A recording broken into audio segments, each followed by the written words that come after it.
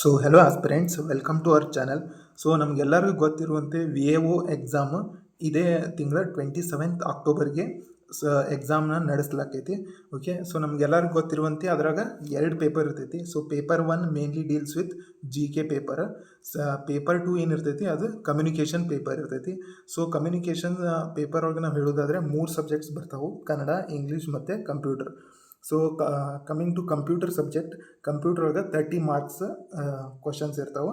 Okay, Kannada and English both 35 ಮಾರ್ಕ್ಸದ್ದು ಇರ್ತೈತಿ. Okay, so compare to paper 1, paper 2 will be easy ಇರ್ತೈತಿ paper. ಆಮೇಲೆ ಇದು ಸ್ಕೋರಿಂಗ್ ಆಗಿರ್ತೈತಿ. ಓಕೆ, ಸೊ ನಾ ಏನು ಮಾಡತ್ತೇನಪ್ಪ ಅಂದರೆ ಪ್ರೀವಿಯಸ್ ಇಯರ್ ಕ್ವಶನದ್ದು ವಿಡಿಯೋ ಸೀರೀಸ್ ಮಾಡಿ ಅಪ್ಲೋಡ್ ಮಾಡತ್ತೀನಿ, so that it will be helpful for your examinations. So coming to the first question, which of the following is not a data scanning device? So ಇಲ್ಲಿ 4 option ಕೊಟ್ಟಿದ್ದಾರೆ: OCR device, OMR device, barcode reader, touch screen.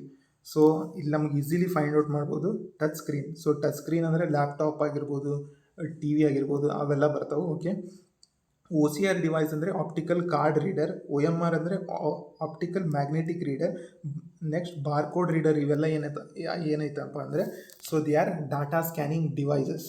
Okay, will go to next question. So next question, match the following ಕೊಟ್ಟಾರ. Okay, SMP ಅಂತ ಐತಿ.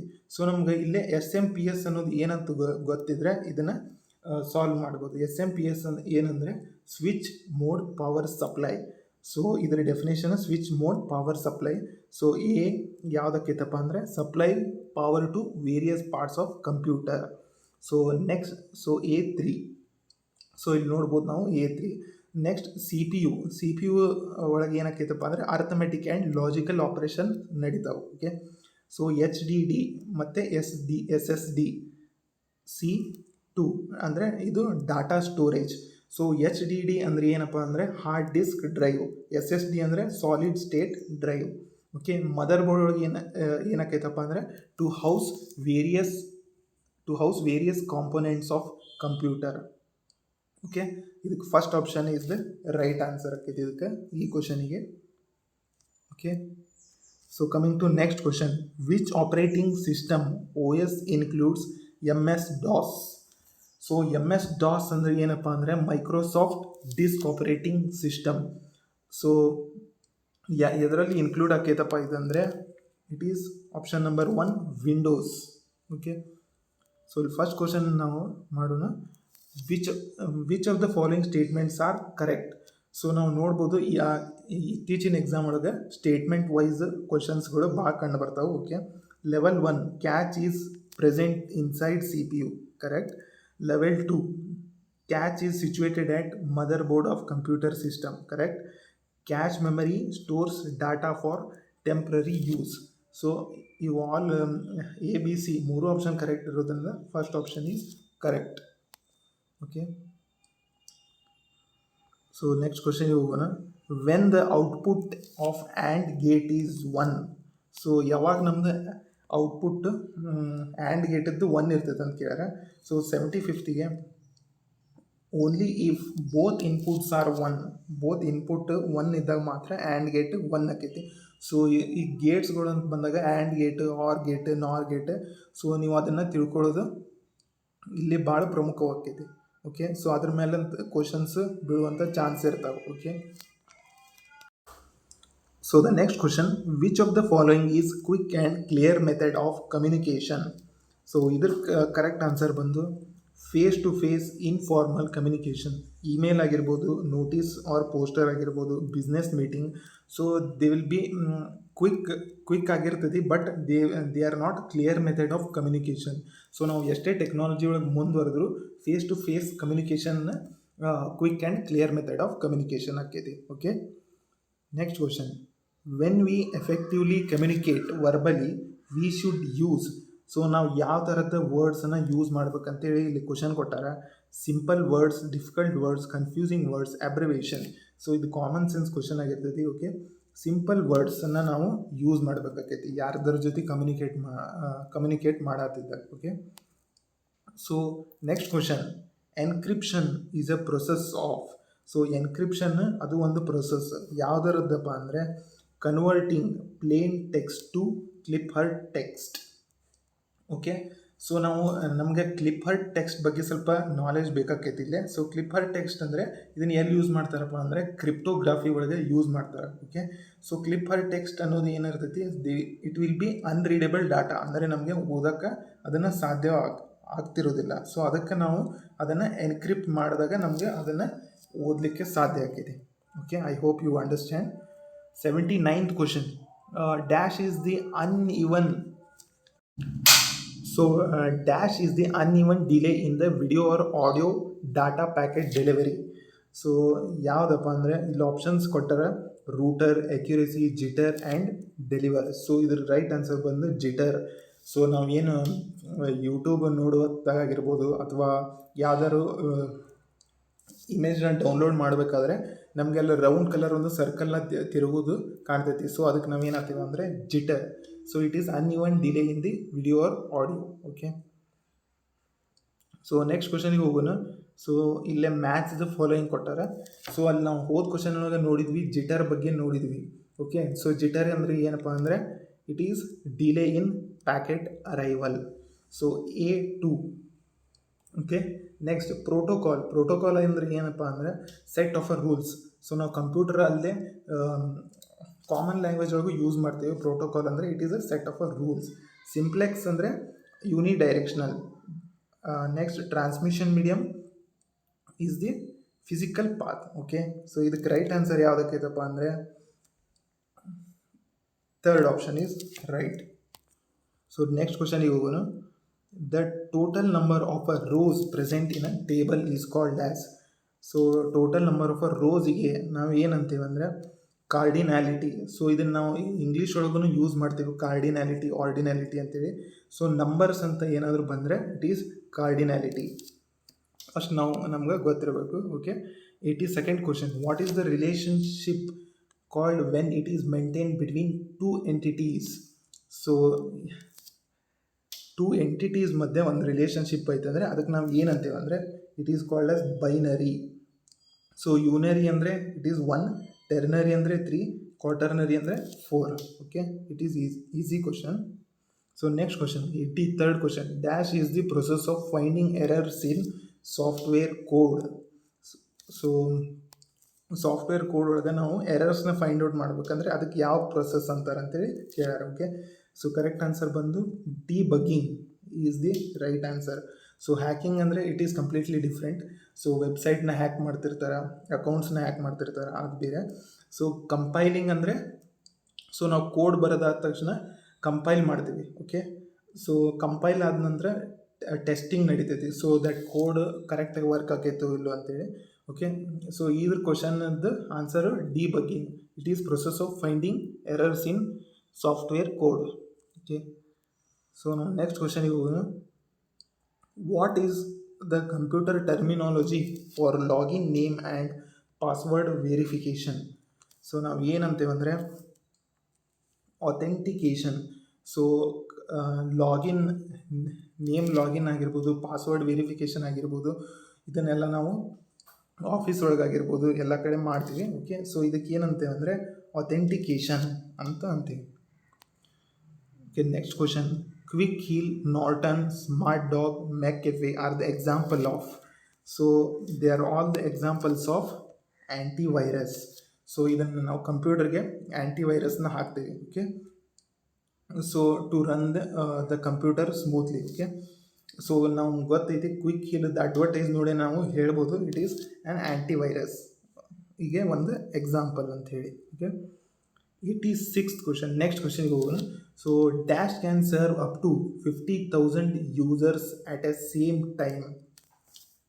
Okay, 50,000 users at a same time ಯಾವುದಪ್ಪ ಅಂದರೆ mainframe computer. So ಇಲ್ಲಿ confusion ಆಗಬಾರ್ದು ನಾವು supercomputer ಮಧ್ಯೆ ಮತ್ತು mainframe computer. Okay, mainframe ಕಂಪ್ಯೂಟರಿಂದ ನಾವು 50,000 ಯೂಸರ್ಸ್ ಆ್ಯಟ್ ಎ ಟೈಮ್ನ ನಾವು ಯೂಸ್ ಮಾಡ್ಕೋಬೋದು. ಸೊ ಇಲ್ಲಿ ನಾವು ಸೂಪರ್ ಕಂಪ್ಯೂಟರ್ ಬಗ್ಗೆನೂ ಸ್ವಲ್ಪ ಇನ್ಫಾರ್ಮೇಷನ್ ಇರಬೇಕಾಗೈತಿ. ಸೊ ಸೂಪರ್ ಕಂಪ್ಯೂಟರ್ಸ್ ಎಲ್ಲೆಲ್ಲಿ ಯೂಸ್ ಮಾಡ್ತಾರೆ ಅಂದರೆ ಸೊ ದೊಡ್ಡ ದೊಡ್ಡ ಆರ್ಗನೈಸೇಷನ್ಸ್ ಒಳಗೆ ಯೂಸ್ ಮಾಡ್ತಾರೆ. ಸೊ ನಾಸಾ ಒಳಗಾಗಿರ್ಬೋದು, ಇಸ್ರೋ ಒಳಗಾಗಿರ್ಬೋದು. ಸೊ ನಾಸಾ ಒಳಗೆ ಯಾವ type of supercomputer use ಮಾಡ್ತಾರೆ ಅಂದರೆ ಪ್ಲೀಡೀಸ್. ಓಕೆ, ಸೊ ಇಸ್ರೋ ಒಳಗೆ ಯಾವ್ದು ಯೂಸ್ ಮಾಡ್ತಾರೆ ಅಂದರೆ ಸಾಗಾ 220. ಸೊ ನಾನು ಒಂದು ಕ್ವಶನ್ ಕೇಳ್ತೀನಿ. So which is the first super computer of India, ಮತ್ತು ಯಾವ ಇಯರ್ ಒಳಗೆ ಅದನ್ನ ಎಸ್ಟಾಬ್ಲಿಷ್ ಮಾಡ್ಯಾರ ಅಂಥೇಳಿ ಕಮೆಂಟ್ ಮಾಡಿರಿ. Okay, it is 7th question. An internet service for remote administration is. So an internet service for remote administration ಯಾವುದಪ್ಪ ಅಂದರೆ Telnet. So next exam ಒಳಗೆ ಅವರು ಟೆಲ್ನೆಟ್ದು ಫುಲ್ ಫಾರ್ಮು ಕೇಳ್ಬೋದು. ಸೊ ಅದರದ್ದು ಫುಲ್ ಫಾರ್ಮ್ ಏನಪ್ಪ ಅಂದರೆ ಟೆಲ್ ಟೈಪ್ ನೆಟ್ವರ್ಕ್.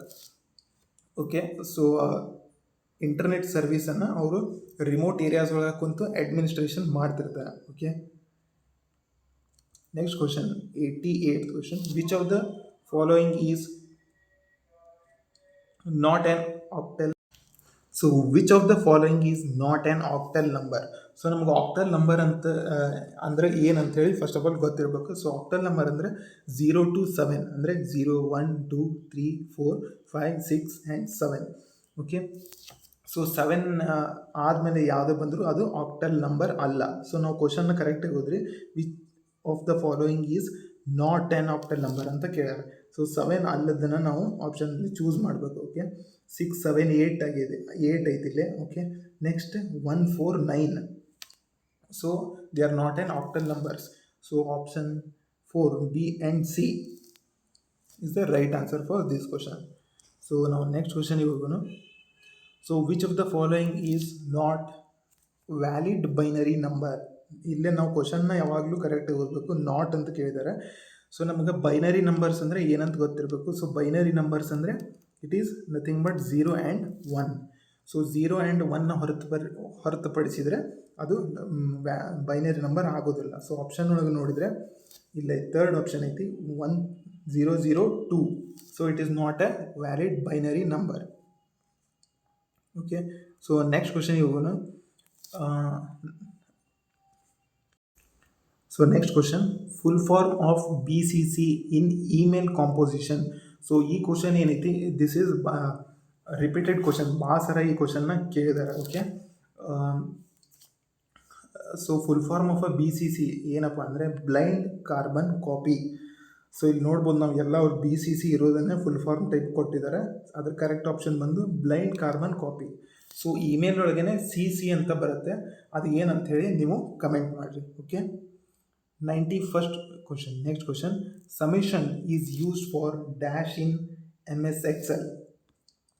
ಸೊ ನಾವು ಸಮೇಷನ್ನ ಎದಕ್ಕೆ ಯೂಸ್ ಮಾಡ್ತೀವಿ ಅಂದರೆ it is for auto sum. So computer subject ಒಳಗೆ MS ವರ್ಡ್ ಆಗಿರ್ಬೋದು, ಎಕ್ಸೆಲ್ ಆಗಿರ್ಬೋದು, ಪವರ್ ಪಾಯಿಂಟ್ ಪ್ರೆಸೆಂಟೇಷನ್ ಆಗಿರ್ಬೋದು, ಈ ಚಾಪ್ಟರ್ಸ್ ಏನಿರ್ತಾವೆ they will be important. So ಒಂದಲ್ಲ ಒಂದು ಕ್ವಶನ್ ಅದ್ರ ಮೇಲೆ ಬಂದೇ ಬರ್ತಾವೆ. Okay, so next question, in Windows we go to dash option in control panel to uninstall a program from our computer. So ನಾವು ಒಂದು ಪ್ರೋಗ್ರಾಮ್ನ ಅನ್ಇನ್ಸ್ಟಾಲ್ ಮಾಡಬೇಕಂದ್ರೆ ಯಾವ ಆಪ್ಷನ್ಗೆ ಹೋಗ್ತೀವಿ ಅಂದರೆ it is programs and features. So ಕಂಪ್ಯೂಟರ್ನ ನಾವು ಯೂಸ್ ಮಾಡೋದಾದರೆ ನಮಗಿದು ಈಸಿಲಿ ಗೊತ್ತಾಗೈತೆ. Okay, so next question is dash button is use to refresh the window in Windows operating system. So ನಾವು ರಿಫ್ರೆಶ್ ಮಾಡ್ತಿರ್ತೀವಿ ಕಂಪ್ಯೂಟರ್ ಒಳಗೆ. ಸೊ ಯಾವ ಕೀನ, ಈ ಶಾರ್ಟ್ಕಟ್ ಕೀಸ್ನ ಯೂಸ್ ಮಾಡ್ತೀವಪ್ಪ ಅಂದರೆ it is F5. Okay, F5. So ನಾವು ಬೇರೆ ಆಪ್ಷನ್ಸ್ನ ನೋಡೋದಾದರೆ F2ನ ಎದಕ್ಕೆ ಯೂಸ್ ಮಾಡ್ತೀವಿ ಅಂದರೆ ಟು ರೀನೇಮ್ ಮಾಡೋದಿದ್ರೆ F2 ಯೂಸ್ ಮಾಡ್ತೀವಿ.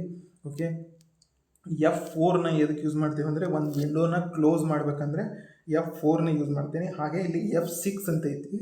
ಸೊ F6ದ ಫಂಕ್ಷನ್ ಏನಪ್ಪ ಅಂಥೇಳಿ ನೀವು ಕಮೆಂಟ್ ಮಾಡಿರಿ. ಸೊ ಶಾರ್ಟ್ಕಟ್ ಕೀಸ್ ಮೇಲೇನು ಎಲ್ಲ ಕ್ವಶನ್ ಪೇಪರ್ ಒಳಗೂ ಆಲ್ಮೋಸ್ಟ್ ಆಲ್ ಕ್ವಶನ್ಸ್ಗಳು ಬಂದಿದ್ದಾವೆ. ಸೊ ಅದನ್ನು ಓದೋದು ಇಟ್ ಈಸ್ ಇಂಪಾರ್ಟೆಂಟ್.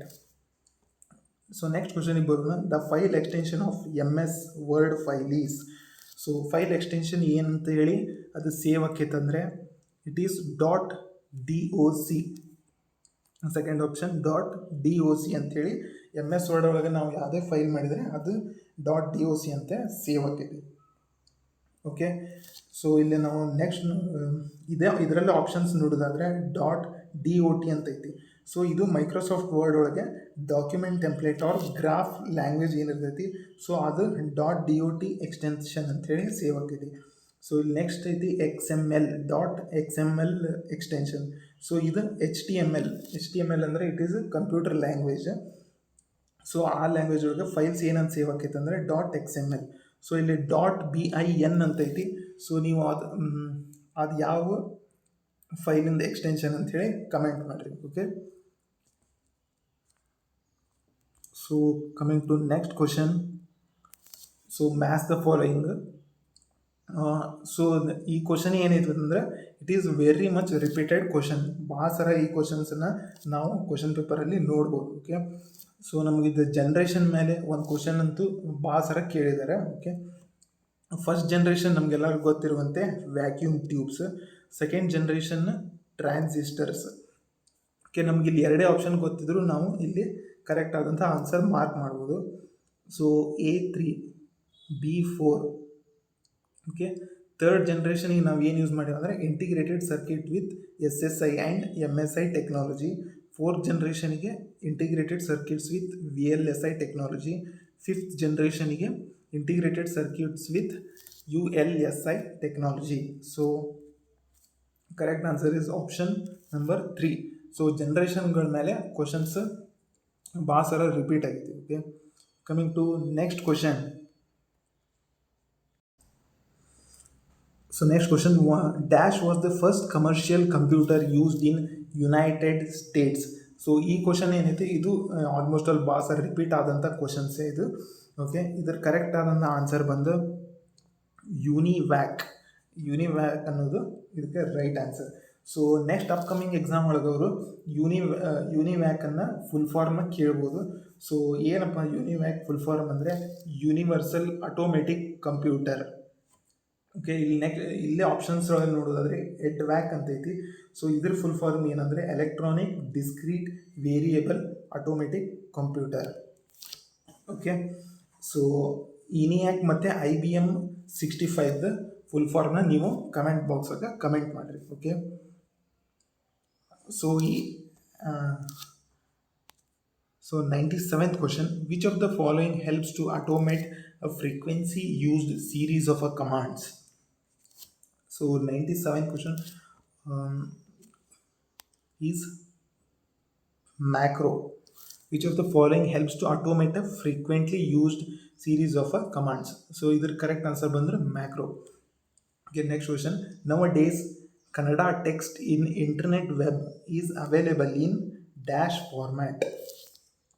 ಸೊ ಯಾವ ಫಾರ್ಮ್ಯಾಟ್ ಒಳಗೆ ಕನ್ನಡ ಟೆಕ್ಸ್ಟ್ ಬರುತ್ತೈತಪ್ಪ ಅಂದರೆ UTF is the right answer. So ಅದನ್ನು ಸ್ಪೆಸಿಫಿಕ್ ಆಗಿ ಹೇಳೋದಾದರೆ UTF-8 ಅನ್ನೋದು correct answer. So next exam ಒಳಗೆ ಫುಲ್ ಫಾರ್ಮ್ ಆಫ್ UTF-ನ ಕೇಳ್ಬೋದು. ಸೊ ಫುಲ್ ಫಾರ್ಮ್ ಏನಪ್ಪ ಅಂದರೆ Unicode transformation format. So I repeat once again, Unicode transformation format. Okay, next ಕ್ವಶನಿಗೆ ಬರೋಣ. Next question is the size of IPv6. So ಇದರ right answer ಬಂದು 128 bits. So ನಮ್ಗೆ the size of IPv6 128 bits ಅನ್ನೋದು ಗೊತ್ತಿರ್ತೈತಿ. So full form of IPv6 ಏನಪ್ಪ ಅಂದರೆ internet protocol version 6. So ಮೊದಲು ಯಾವ ವರ್ಷನ್ ಇತ್ತಪ್ಪ ಅಂದರೆ IPv4 ಇತ್ತು ಮೊದಲು. ಸೊ ಇದರೊಳಗೆ ಭಾಳ ಇಶ್ಯೂಸ್ ಇರೋ ಕಾರಣದಿಂದ ಇಂಟರ್ನೆಟ್ ಪ್ರೋಟೋಕಾಲ್ ವರ್ಷನ್ 6 ತೊಗೊಂಬಂದಾರೆ. ಸೊ IPv4ದ್ದು ಸೈಜ್ ಏನಿತ್ತಪ್ಪ ಅಂದರೆ 32 ಬಿಟ್ಸ್. ಸೊ ಇಲ್ಲಿ ನಾವು ಆಪ್ಷನ್ ನಂಬರ್ ನೋಡ್ಬೋದು. ಆಪ್ಷನ್ ನಂಬರ್ 1 32 ಬಿಟ್ಸ್ ಅಂತ ಕೊಟ್ಟಾರೆ. ಸೊ ನಾವು ಕನ್ಫ್ಯೂಷನ್ ಮಾಡ್ಕೋಬಾರ್ದಿಲ್ಲ. ಸೊ IPv6 ಅಂದರೆ 128, IPv4 ಅಂದರೆ 32 bit. Presently we are using IPv6. Okay, ಇಷ್ಟು ಇನ್ಫಾರ್ಮೇಷನ್ ನಮ್ಗೆ ಗೊತ್ತಿರಬೇಕು. So next question, identifying problems and solving step by step is known as. So ನಾವು ಇದ್ರ ಕರೆಕ್ಟ್ ಆನ್ಸರ್ ಬಂದು ಅಲ್ಗಾರಿದಮ್. ಸೊ ಪ್ರಾಬ್ಲಮ್ಸ್ನ ಐಡೆಂಟಿಫೈ ಮಾಡಿ ಸ್ಟೆಪ್ ಬೈ ಸ್ಟೆಪ್ ಸಾಲ್ವ್ ಮಾಡೋದಕ್ಕೆ ಏನಂತೀವಿ ಅಂದರೆ ಅಲ್ಗಾರಿದಮ್ ಅಂತ ಅಂತೀವಿ. ಸೊ ಈ ಫ್ಲೋ ಚಾರ್ಟ್ ಆಗಿರ್ಬೋದು, ಸ್ಯೂಡೋ ಕೋಡ್ ಆಗಿರ್ಬೋದು, MS word, they are not at all related to this question. So algorithm is right answer. So ಇಲ್ಲಿಗೆ ನಾನು 30 ಕ್ವಶನ್ಸ್ನ ಸಾಲ್ವ್ ಮಾಡಿದೆ. ಸೊ ಮುಂಬರುವಂಥ ವಿಡಿಯೋಸ್ ಒಳಗೆ ಕಂಪ್ಯೂಟರ್ ರಿಲೇಟೆಡ್ ವಿಡಿಯೋ ಸೀರೀಸ್ನ ನಾನು ಅಪ್ಲೋಡ್ ಮಾಡ್ತಿರ್ತೀನಿ. ಸೊ ಯಾರೆಲ್ಲ ಇನ್ನೂ ಚಾನಲ್ನ ಸಬ್ಸ್ಕ್ರೈಬ್ ಮಾಡಿಲ್ಲ, please do subscribe. So thank you for watching. Thank you.